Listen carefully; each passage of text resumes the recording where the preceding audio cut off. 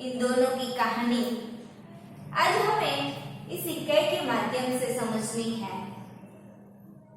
आज की हमारी जो इकाई है वह पंचतंत्र नाम की जो वार्ता है उसमें से ली गई है। खरगोश जो छोटा सा प्राणी है मगर समझदार है। इस इकाई में क्या स्टोरी वार्ता है इसके बारे में मैं आपको पहले बताती हूँ। एक सरोवर झील का किनारा था, वहां पर गीली मिट्टी थी। उस मिट्टी में खरगोश अपने बिल बना के रहते थे। सभी खरगोश खुशी से रहते थे। उस सरोवर के पास जंगल में कई हाथियों का झुंड आ गया।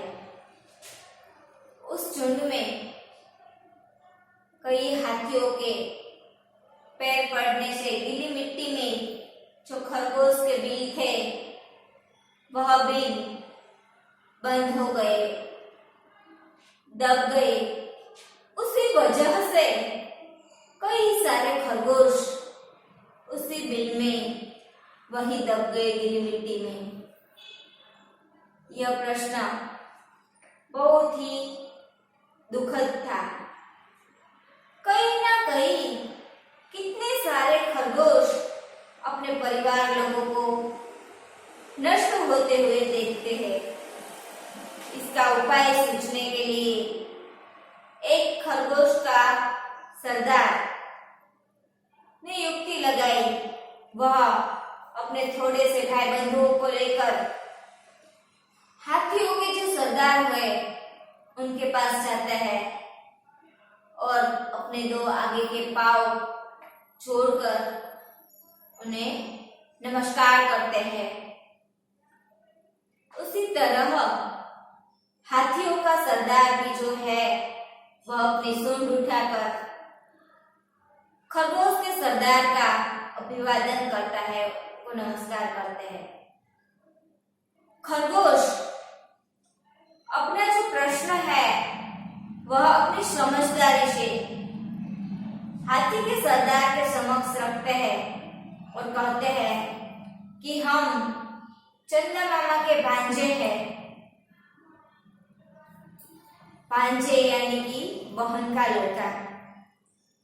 और बोलते हैं कि आप लोगों के आने से हमारे बिल दब जाते हैं और हमें नुकसान पहुंचता है।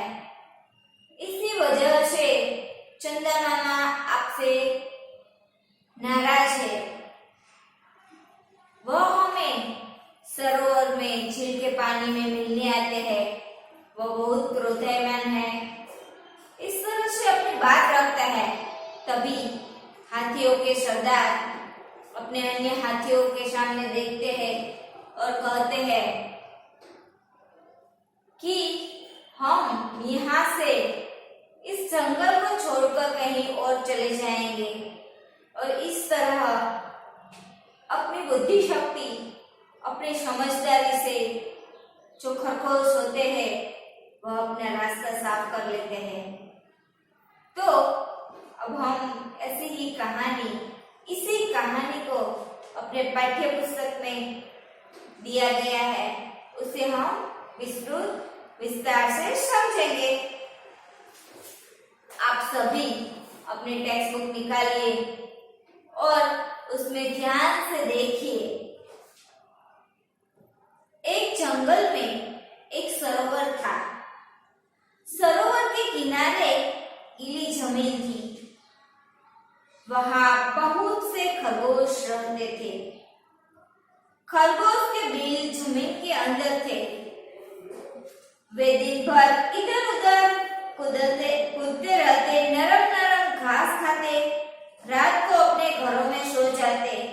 वे सब बहुत प्रसन्न रहते थे। एक जंगल था। जंगल में एक सरोवर यानी कि झील जिसे तालाब भी बोला जाता है, वह सरोवर के किनारे जंगल में एक सरोवर था। उस सरोवर के किनारे गीली गीली, यानी जिसे गुजराती में बोला जाता है भीनी, लीली ऐसी जमीन थी। वहां बहुत से खरगोश रहते थे। खरगोश जिसे हम गुजराती में ससલું બોલવી છીએ અને इंग्लिश में એને રેબિટ કહેવાય છે। बहुत से खरगोश रहते थे। खरगोश के बिल जमीन के अंदर थे। खरगोश के बिल यानी कि जिसे गुजराती में कहते हैं दर, એના दर अंदर जमीन ની अंदर હતા।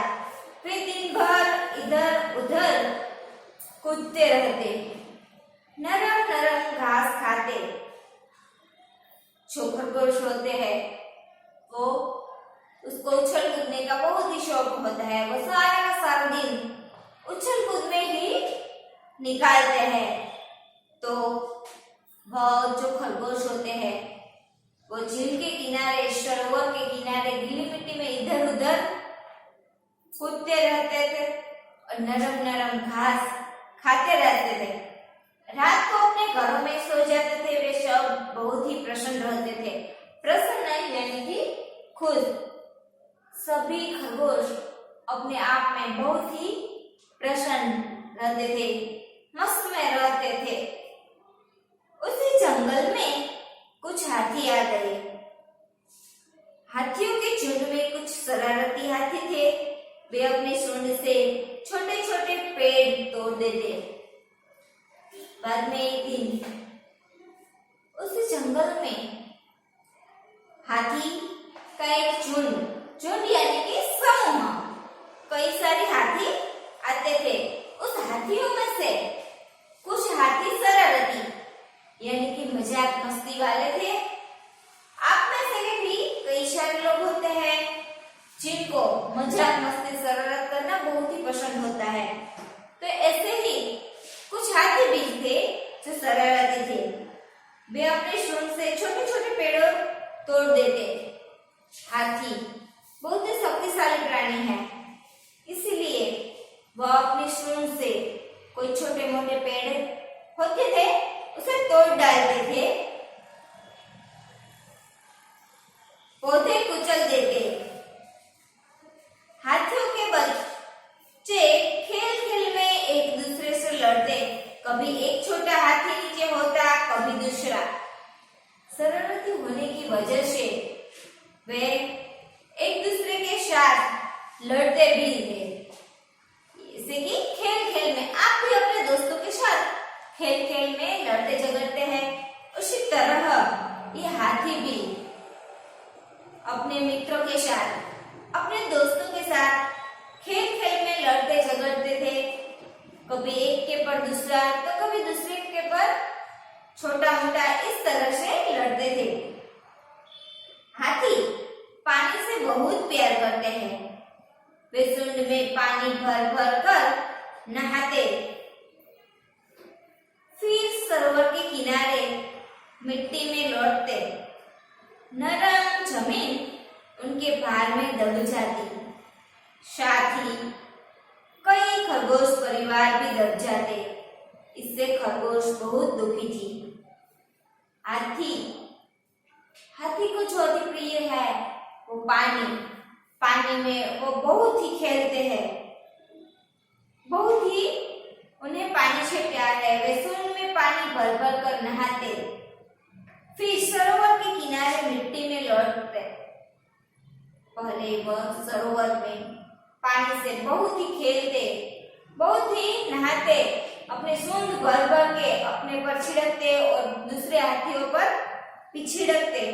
इस तरह से मजाक मस्ती करते और फिर सरोवर के किनारे मिट्टी में लौटते।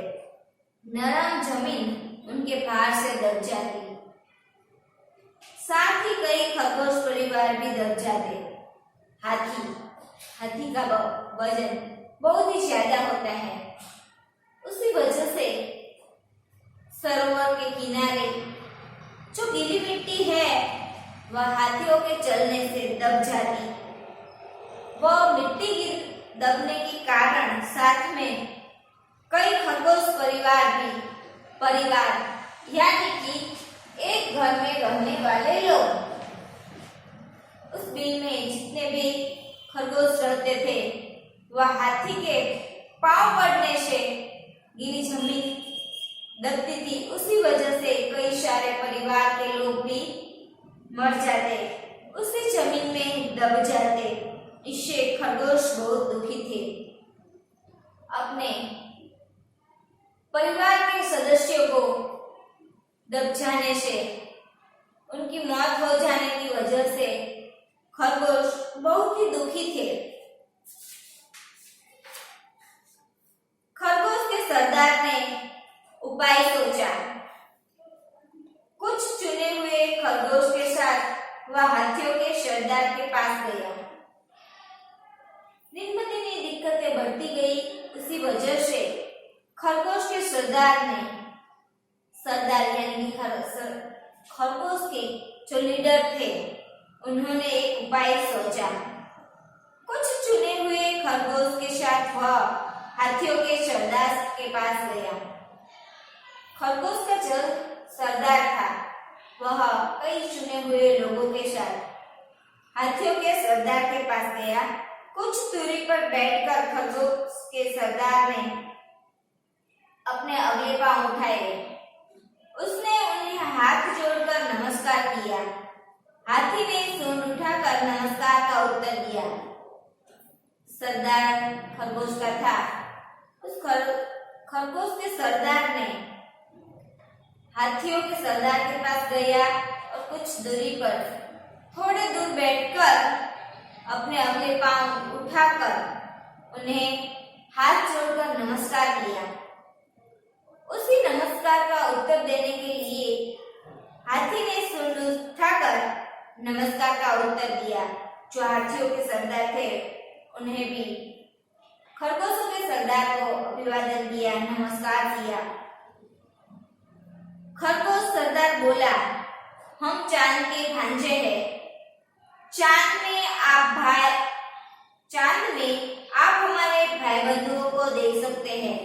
हमारे कुछ भाई धरती पर रहने आए हैं। खरगोश का सरदार है, वह कहते हैं कि हम चांद के भांजे यानी कि बहन का लड़का, हम सब चांद के भांजे हैं। चांद में आप हमारे भाई बंधुओं को देख सकते हैं। चांद में आप हमारे भाई लोगों को देख सकते हैं। उसमें से हमारे कुछ भाई धरती पर रहने आए हैं। मामा रोज सरोवर में आते हैं हमसे मिलने। वे आपसे नाराज हैं। खरगोश का सरदार है, वह हाथियों से कहता है कि हम चंदा के भांजे हैं। मामा रोज हमें सरोवर में मिलने आते हैं। वे आपसे नाराज है। हाथी बोला, क्यों नाराज है? हमने क्या किया है? जो हाथी है वो बोलता है कि जो चंदा मामा है वो हमसे क्यों नाराज है? हमने क्या किया है? ऐसा खरगोशों से हाथी के सरदार पूछते हैं। खरगोश बोला, सरोवर के समीप नरम मिट्टी में सुराख कर हमने अपने घर बनाए हैं। खरगोशों के जो सरदार है, खरगोश बोला कि सरोवर के समीप यानी नजदीक, सरोवर के नजदीक हमने मिट्टी के कुछ सुराख अपने घर बनाए हैं। तो सुराख हमने अपने घर बनाए हैं। आपने आने जाने से सुराख दब गए, जिससे चंदा मामा के बहुत से भांजे दब गए, इसलिए वे आपसे बहुत नाराज है। खरगोश बोलता है कि इस गीली मिट्टी में हमारे सुराख है, हमारे बिल है, उसमें हम रहते हैं और आपके आने से ये सुराख से दब जाते हैं। उसी में चंदा मामा के कई सारे भांजे दब गए हैं, इसलिए वे आपसे बहुत ही नाराज हैं। खरगोश आगे बोला, वे रात को सरोवर में आएंगे और उन्हें यह देखकर अच्छा नहीं लगेगा। खरगोश बोलता है कि वो रात को आएंगे और उन्हें यह देखकर उनके भांजे दिल में दब जाते हैं, उसे देखकर उन्हें अच्छा नहीं लगता। रात हुई, पूर्णमासी का चांद निकला। उसी दिन बात करके तो वो चले गए।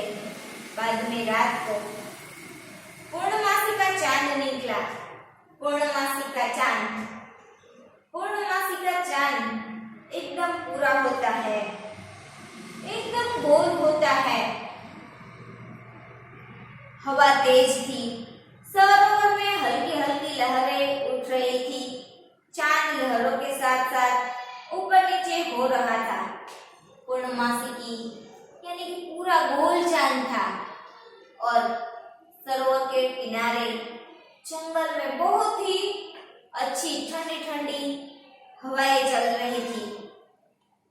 वो जो है तेज हवा चल रही थी, उसी कारण सरोवर का जो पानी था उसकी लहरें हल्की हल्की उठ रही थी। उसी में चांद ऊपर नीचे हो रहा था। हाथी और खरगोश वहां पहुंच गए। हाथी और खरगोश दोनों वहां पर आ गए। खरगोश बोला, देखिए महाराज, चंदा मामा गुस्से से कांप रहे हैं। आप जल्दी यहाँ से दूर चले जाए। लगता है मामा बहुत नाराज हो रहे हैं। खरगोश और हाथी दोनों सरोवर के किनारे पहुंच जाते हैं। तब खरगोश बोलता है कि देखिए महाराज, हाथियों के सरदार से कहता है कि देखिए महाराज, चंदा मामा गुस्से में कांप रहे हैं। आप जल्दी यहाँ से दूर चले जाइए। लगता है मामा आपसे बहुत नाराज हो रहे हैं। हाथियों के सरदार ने अपने झुंड की तरफ देखा। सभी डर गए थे। चंद्र का जो प्रतिबिंब सरोवर में दिख रहा था, उसे देखकर खरगोश ने बोला कि चंदा मामा आपसे बहुत नाराज है, वो गुस्से में कांप रहे हैं। यह देखकर हाथियों के सरदार ने हाथियों के झुंड की तरफ देखा तो सभी हाथी डर गए। सरदार ने अपनी सूंड ऊपर उठाई। सभी हाथियों ने ऐसा ही किया। अब सरदार बोला, चमकते हुए चांद को हमारा नमस्कार। सब डर गए थे, इसलिए सरदार ने अपनी सूंड उठाई और साथ में सभी हाथियों ने भी अपनी सूंड उठाई और चमकते हुए चांद को अपना नमस्कार किया। हम अपनी गलती मानते हुए आपसे क्षमा मांगते हैं। हाथी चांद से कहते हैं कि हम अपनी गलती मानते हैं, आपसे क्षमा, क्षमा यानी कि माफी, हम आपसे माफी मांगते हैं, आप हमें क्षमा करें। हम अभी दूसरे जंगल में चले जाते हैं। अब ऐसा काम नहीं करेंगे जिससे दूसरों को तकलीफ हो। चांद जो हिलता है पानी में, उसे देखकर हाथियों और हाथियों के सरदार सब डर जाते हैं और इस जंगल को छोड़ने का सोचते हैं। वह हाथी से नमस्कार करते हैं अपनी सूंड उठाकर और उनसे कहते हैं कि अब हम आप लोगों को, आपके भांजों को तकलीफ नहीं देंगे। हम यहाँ से दूसरी जगह, दूसरे जंगल में चले जाते हैं। इस तरह सभी हाथी चले गए। छोटा सा जब खरगोश होता है, उसने अपनी समझदारी से, अपने अच्छे बुद्धि चातुर्य से अपने अपना दिमाग लगाकर इतना बड़ा हाथी होता है उसे भी झुका दिया और अपना रास्ता साफ कर दिया। बच्चों, हमें भी कई बार दिमाग से काम लेना चाहिए। हमारे पास कोई भी संकट, मुसीबत आए तो उसका हमें जोरों शोरों से सामना करना है, मगर बुद्धि लगाकर। छोटे खरगोश है, वो हाथियों के साथ लड़ते झगड़ते तो उनका कुछ नहीं होता, बल्कि सब खरगोश दब जाते। उसी वजह से हमें भी इसी बुद्धि चातुर्य से काम लेना चाहिए। तो बच्चों, यह इकाई आप सभी को अच्छे से समझ में आ गई होगी। अब आप होमवर्क लिख लीजिए। आज का हमारा होमवर्क है पाठ्य पुस्तक स्वाध्याय प्रश्न नंबर 1 एक बार लिखिए। आप सभी को स्वाध्याय का जो प्रश्न नंबर 1 है वह अच्छे से लिखना है और पक्का करना है। Thank you.